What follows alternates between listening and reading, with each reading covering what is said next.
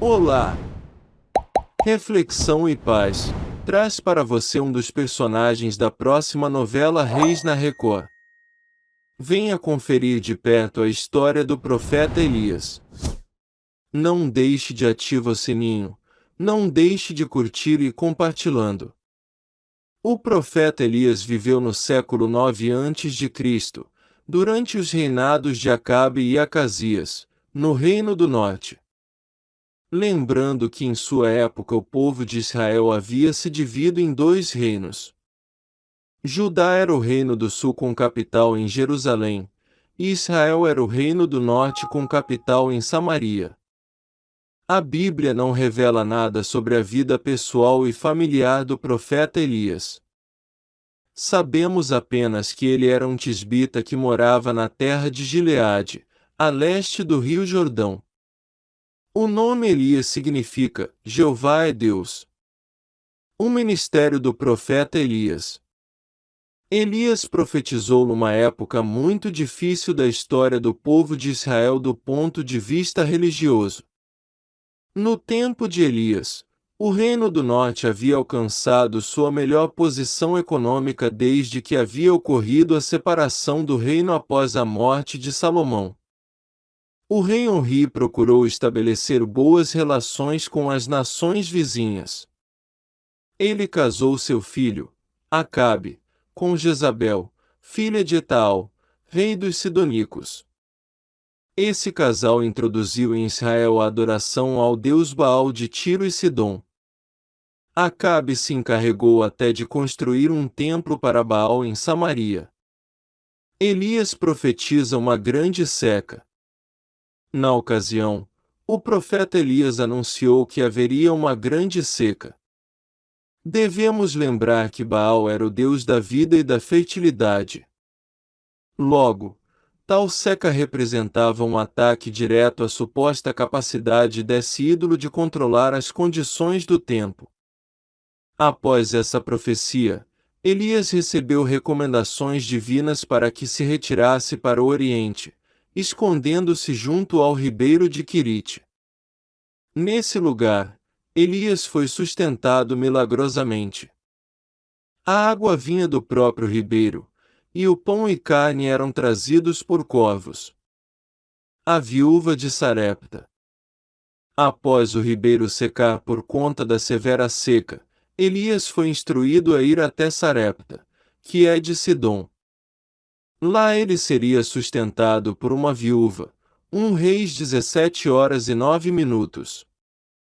Num primeiro instante imagina-se que a viúva que sustentaria o profeta seria uma mulher de pose.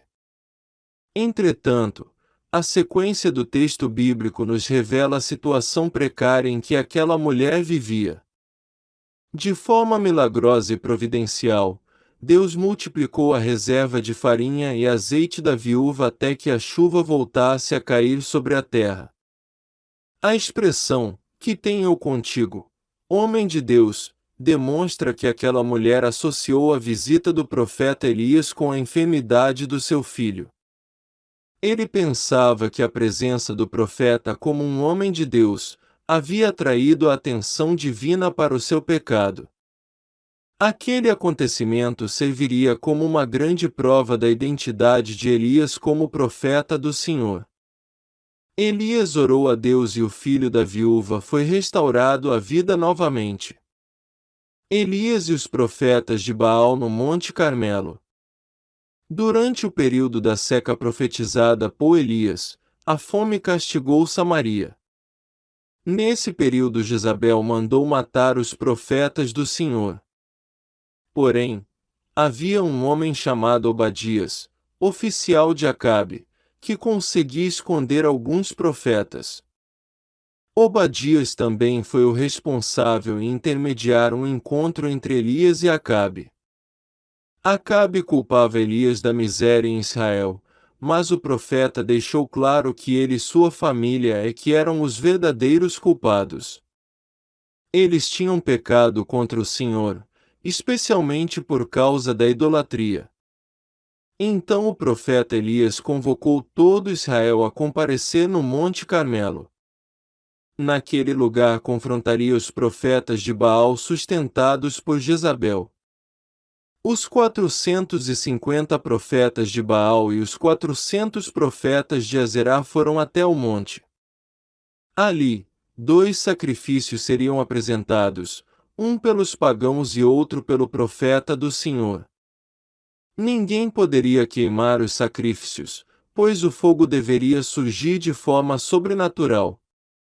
O verdadeiro Deus seria aquele que queimasse o sacrifício. Os profetas de Baal fizeram tudo o que puderam, mas nada aconteceu. Elias então consertou o altar do Senhor que estava quebrado, e pediu que derramassem água sob o holocausto. O profeta Elias clamou ao Senhor, e Deus respondeu com fogo que consumiu o holocausto. Todo o povo de Israel reconheceu que Jeová é Deus.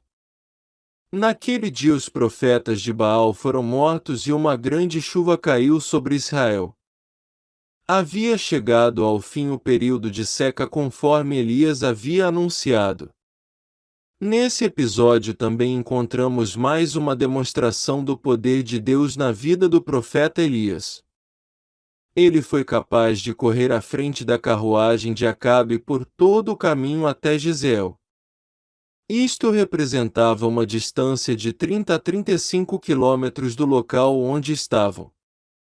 A fuga para Horebe. Após ser ameaçado por Jezabel, Elias fugiu em direção ao sul. Esse foi um momento de profundo desânimo na vida do profeta.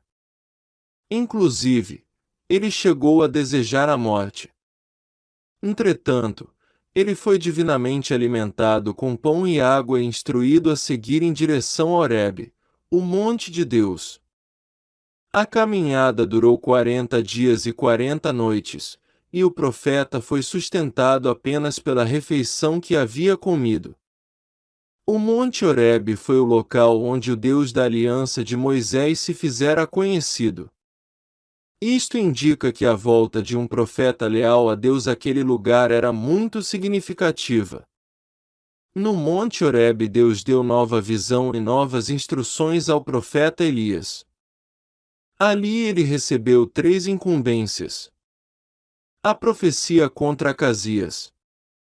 Acasias subiu ao trono de Israel, sucedendo a Acabe, seu pai. Em uma determinada ocasião, Acasias sofreu um acidente que o deixou aleijado. Prontamente ele tentou buscar auxílio no deus pagão, ironicamente chamado de Baal-Zebude, que significa Senhor das Moscas. Esse era um trocadilho que ridicularizava o nome Baal-Zebul, que significa Senhor, o Príncipe. Acasias desejava saber se poderia se recuperar de seu problema. Mas Elias interceptou os mensageiros de Acasias, e ordenou que voltassem ao rei avisando que ele havia ignorado o Deus de Israel e que certamente morreria. Revoltado, Acasias deu ordens para que o profeta Elias fosse preso. Ele enviou um capitão com 50 soldados ao encontro de Elias que estava no cume do monte. No entanto, todos eles acabaram consumidos pelo fogo que desceu do céu. Acasias enviou outro capitão com 50 soldados, e também foram consumidos com fogo. Insistente, Acasias enviou mais um capitão com seus soldados. Este último capitão subiu ao encontro de Elias e suplicou por sua vida e pela vida de seus soldados. O profeta Elias então o acompanhou e foi à presença do rei para transmitir pessoalmente a sua mensagem. Assim como Elias havia predito, Acasias não se recuperou e morreu. Elias é levado ao céu. É importante lembrar que Eliseu já havia sido vocacionado para suceder o profeta Elias. Elias e Eliseu foram a vários lugares juntos. Depois de um milagre realizado no Jordão, o qual teve suas águas divididas, Eliseu pediu uma porção dobrada do espírito do seu mestre. Essa era uma referência ao direito de primogenitura praticado nas famílias israelitas. Em Israel, o filho primogênito recebia a porção dobrada da herança da família. Além disso, ele tinha o direito de suceder o patriarca da casa. Em outras palavras, Eliseu estava desejando se tornar o principal herdeiro espiritual de Elias. Ele não queria ser exatamente 2 vezes mais poderoso do que o profeta, como muitas pessoas imaginam. Eliseu fez um pedido muito ousado. Elias lhe respondeu que não cabia a ele, e sim a Deus, decidir se o pedido de Eliseu seria atendido. A sequência do texto bíblico nos informa que a concessão desse pedido de Eliseu foi garantida. Eliseu viu Elias ascender ao céu em um rodamuinho escoltado num carro de fogo com cavalos de fogo. Não deixe de ativar o sininho, não deixe de curtir e compartilhando.